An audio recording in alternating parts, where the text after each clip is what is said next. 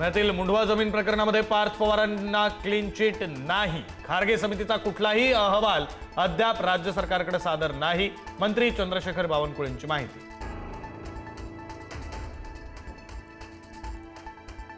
अजितदादांच्या अपघाती मृत्यूवर कुटुंबियांना संशय. दादा बाय रोड जात असताना विमानाने जाण्याचा सल्ला कुणी दिला? विमान कंपनीशी कोणत्या नेत्याचं कनेक्शन आहे का? सर्वच अनुषंगाने विचार सुरू.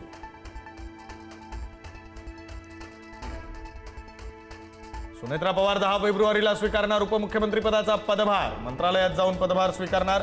मुंबईत येतात सिद्धिविनायक मंदिर आणि चैत्यभूमीवर घेणार दर्शन.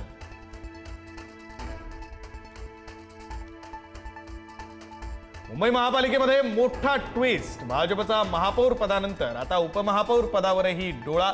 मुंबईत भाजपचे सर्वाधिक नगरसेवक निवडून आल्यानं उपमहापौर पदावरही दावा.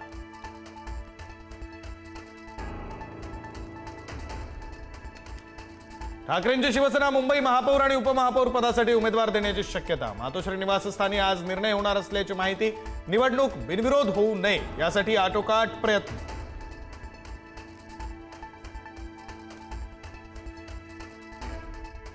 चंद्रपुरातील सत्ता स्थापनेचा काँग्रेसमधील वाद थेट उच्च न्यायालयात. वडेट्टीवार गटाची नागपूर खंडपीठामध्ये याचिका तर धानोरकर गटाकडूनही कोर्टात कॅवेट दाखल. कोणताही निर्णय घेण्याआधी आमची बाजू ऐकावी, धानोरकर गटाची मागणी.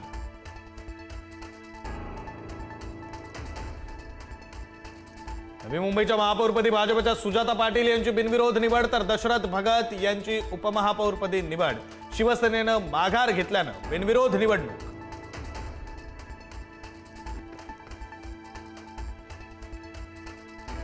तब्बल 34 तासांनंतर मुंबई पुणे एक्सप्रेसवेनं घेतला मोकळा श्वास. मध्यरात्री 3 वाजता अपघातग्रस्त टँकर हटवल्यानंतर वाहतूक सुरळीत.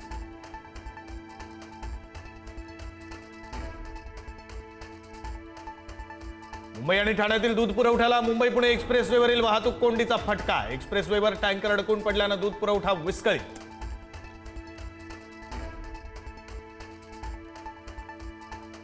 बाळासाहेब ठाकरे राष्ट्रीय स्मारक समितीची उद्धव ठाकरेंच्या नेतृत्वात आज पहिली बैठक. राज्य शासनाचे सदस्य आणि उद्धव ठाकरेंच्या उपस्थितीत होणार बैठक.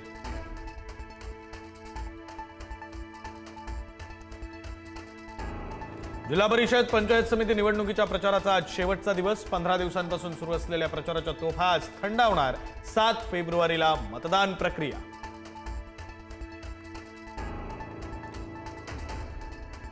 म्हाडाच्या मुंबईतील 120 घरांसाठीची प्रथम येणाऱ्यास प्रथम प्राधान्य योजना पुढे. आजपासून होणारी अर्ज नोंदणी रद्द. लवकरच म्हाडाकडून पुढची तारीख होणार जाहीर.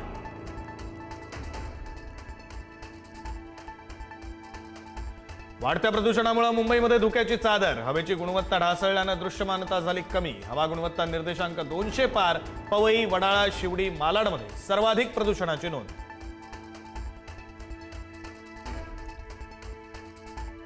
कोरोना काळामध्ये निधन झालेल्या रुग्णांच्या नातेवाईकांना भरपाई देण्यास राज्य सरकारकडून विलंब. हायकोर्टाने नाराजी व्यक्त करत राज्य सरकारला धरलं धारेवर.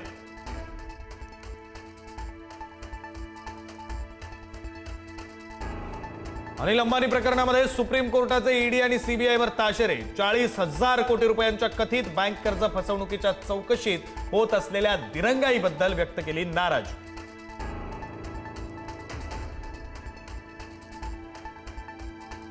दिशा सालियनच्या मृत्यूची सीबीआय चौकशी करणाऱ्या याचिकेवर सुनावणी घेण्यास न्यायमूर्तींचा नकार. दिशाच्या वडिलांनी दाखल केली होती याचिका. योग्य खंडपीठात याचिका करण्याच्या सूचना.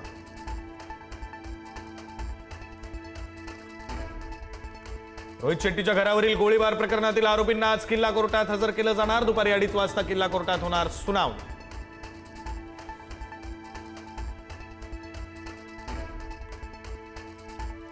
अंडर 19 वर्ल्ड कप मध्ये भारतीय युवा संघाची फायनलमध्ये धडक. अफगाणिस्तानचा 7 गडी राखून उडवला धुव्वा.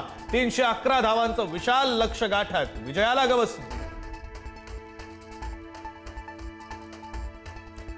विमेन्स प्रीमियर लीगच्या फायनलमध्ये आज आरसीबी आणि दिल्ली कॅपिटल भिडणार. दिल्ली समोर जेतेपदाचा दुष्काळ संपुष्टात आणण्याचं लक्ष्य तर आरसीबीचा संघ दुसऱ्या जेतेपदाच्या निर्धारानं मैदानात उतरणार.